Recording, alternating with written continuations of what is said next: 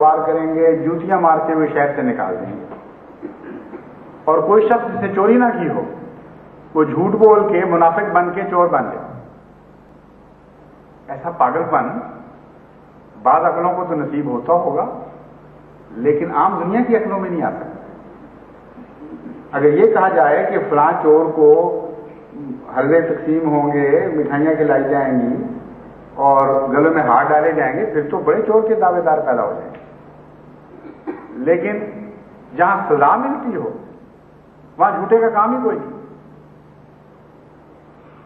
وہ تو کوسوں بھاگتا ہے ایسے موقع سے جہاں سزا ملتی ہو.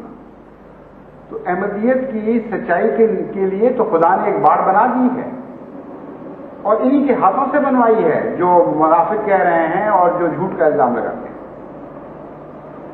احمدیوں نے خود تو نہیں یہ باڑ بنائی، اور یہ وہی باڑ ہے جو ہر نبی کے وقت بنائی جاتی ہے اور نبوت کی صداقت کا سب سے بڑا نشان بنتی ہے. حضرت ابراہیم علیہ السلام نے کون سا نعوذ باللہ جھوٹ بولا تھا؟ وہ تو صدیق النبیہ تھے. نبی ہوتے ہی سچے ہیں، پر ایسے سچے تھے کہ اللہ نے بار بار صدیق فرمایا. کس منافقت کی سزا ملی تھی کہ آگ بھڑکائی تھی، اور اس کے بعد ایک کے بعد دوسرے نبی کے ساتھ یہ سلوک کیا گیا. ناممکن تھا کسی کے لیے اس جماعت تک پہنچنا جب تک آگ میں سے گزر کے نہ ہو جاتا. پھولوں کی سیج تو نہیں تھی، ہاں کانٹوں پر سے گزرنا پڑتا تھا. تو منافق اس طرح پیدا ہوتے ہیں دنیا میں، مارے کھاتے، سزائیں حاصل لیتے، شدید تکلیفوں میں مبتلا ہو کر پھر بھی مسکراتے ہوئے مزید تکلیفوں کی طرف بڑھ رہے ہیں. بڑا ہی کوئی احمق انسان ہوگا جو ایسے شخص کو منافق کہے. یا عقل کے پیمانے بدل جائیں، تاریخیں سب تبدیل ہو جائیں، پھر ٹھیک ہے جو مرضی کہو، لیکن عام دنیا کی عقل کے مطابق یہ شخص پاگل کہلائے جا سکتے ہیں زیادہ سے زیادہ. اور انبیاء کو پاگل اسی لیے کہا جاتا ہے، کہتے ہیں تو دیوانے ہو گئے. منافق نہیں کہہ سکتے. پہلے لوگوں کو عقل تھی، اب اتنی بھی باقی نہیں رہی. قرآن سے پتہ چلتا ہے کہ پہلے لوگوں نے جادوگر بھی کہا اور جھوٹا بھی کہہ دیا اور پاگل بھی کہہ دیا اور عاشق بھی کہہ دیا اپنے رب کا، لیکن کبھی کسی نے منافق نہیں کہا، کیونکہ منافقت کی اطور نہیں ہوا کرتا. ہاں پاگل ہو جائے کوئی تو پھر تکلیفیں اٹھاتا ہے ضرور. اس لیے یہ بات بھی نہایت ہی لغو اور بےمانی ہے کہ جماعت دھوکے سے لوگوں کو داخل کرتی ہے اپنے اندر، اور اس دھوکے سے بچانے کی خاطر ان سے مسلمان کہلانے کا حق چھین لیا. جو بھی آ رہا ہے اس وقت احمدی ہو رہا ہے وہ جانتا ہے کہ مجھ سے کیا ہوگا، مجھے غیر مسلم کہا جائے گا، گھروں سے نکالا جائے گا، مارا جائے گا، تکلیفیں دی جائیں گی، پھر آتا ہے. اس لیے اس کو منافق کہنے کا تمہارے لیے کوئی جواز ہی کوئی نہیں. اور یہ قانون تمہارے اپنا کیا حال کر دے گا اور کر رہا ہے، اس پر بھی غور کرو. ہم تمہیں ایک نصیحت کرتے ہیں، جو امت مسلمہ کے نام سے اس قانون کے نتیجے میں ابھرے گی اس کی شکل کیا ہوگی. احمدی تو اپنی سچائی کی وجہ سے چونکہ خدا کے قائل ہیں اور خوف رکھتے ہیں، پتہ ہے ہم نے جان دینی ہے، شدید تکلیفیں اٹھاتے ہیں، لیکن حضرت مسیح علیہ السلام کا انکار نہیں کرتے. اس لیے وہ تو کسی صورت میں اس مصنوعی تعریف کے اندر داخل ہو نہیں سکتے، ان کے لیے تو راستے بند ہیں پہلے سے. لیکن ایک دہریہ کے لیے تو یہ روک نہیں ہے. ایک دہریہ کو تو کھلی چھوٹی ہے، جو چاہے کہے. اس لیے پاکستان میں اگر 1 کروڑ دہریہ بھی ہو تو اس قانون کی روح سے وہ سچا مسلمان کہلائے گا. ایک دہریہ کے لیے کون سی مشکل ہے یہ لکھ دینا کہ مسیح علیہ السلام جھوٹے ہیں. جو دل میں خدا کو بھی جھوٹا سمجھتا ہو، اس کا وجود ہی تسلیم نہ کرتا ہو، سارے نبیوں کو وہ جھوٹا لکھوانا ہو اسے لکھوا لیں گے. اس کے لیے کون سی مشکل ہے؟ اگر تعریف یہ ہو سچا مسلمان ہونے کی کہ اول سے لے کر آخر تک جتنے نبوت کے دعوے دار تھے سارے ہی جھوٹے تھے. تو شوق کے ساتھ یہ جو مرتد یہ دہریہ ہیں یہ اس پہ دستخط کریں گے کہ ہاں ہم مسلمان بنتے ہیں. تو ایک حضرت مرزا صاحب کا انکار ان کے لیے کون سا مشکل ہے. عملاً یہ ہو رہا ہے پاکستان میں احمدیوں کے سوا جتنے مسلمان پیدا ہوئے ہیں ان میں دنیا کو علم ہے. یہ کون انکار کر سکتا ہے اس بات کا کہ ان میں دہریہ شامل نہیں ہے.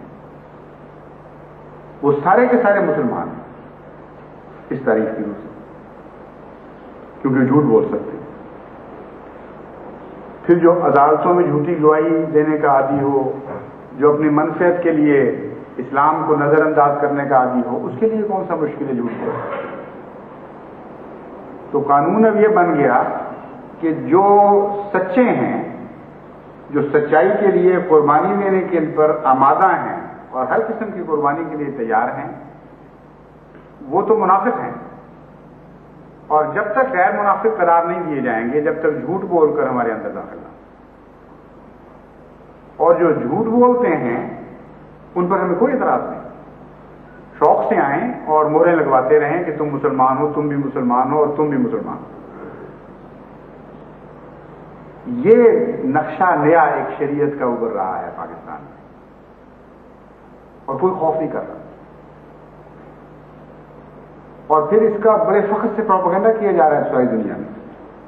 تمام دنیا کی حکومتوں کو یہ لکھ لکھ کر بھیجا جا رہا ہے کہ یہ وجہ تھی, ہم اس لیے مجبور ہو گئے تھے احمدیوں کو منافق قرار دینے پر اور ان سے مسلمانی کا حق چھیننے پر.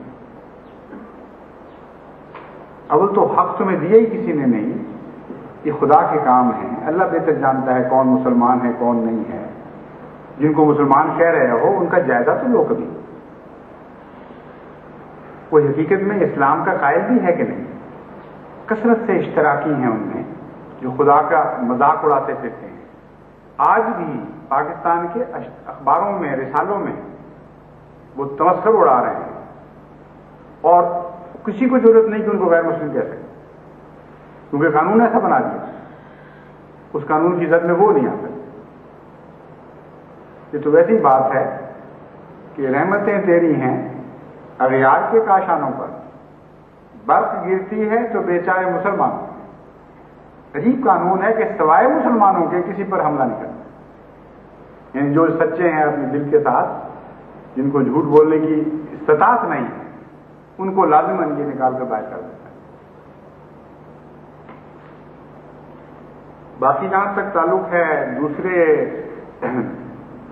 سو کال دلائل, مبینہ مذمومہ دلائل جو قصاص ابیض میں دیے گئے ہیں, ان کے متعلق جیسا کہ میں نے بیان کیا تھا, انشاءاللہ تعالیٰ ایک ایک حصہ اس کا لے کر جماعت پر واضح کیا جائے گا.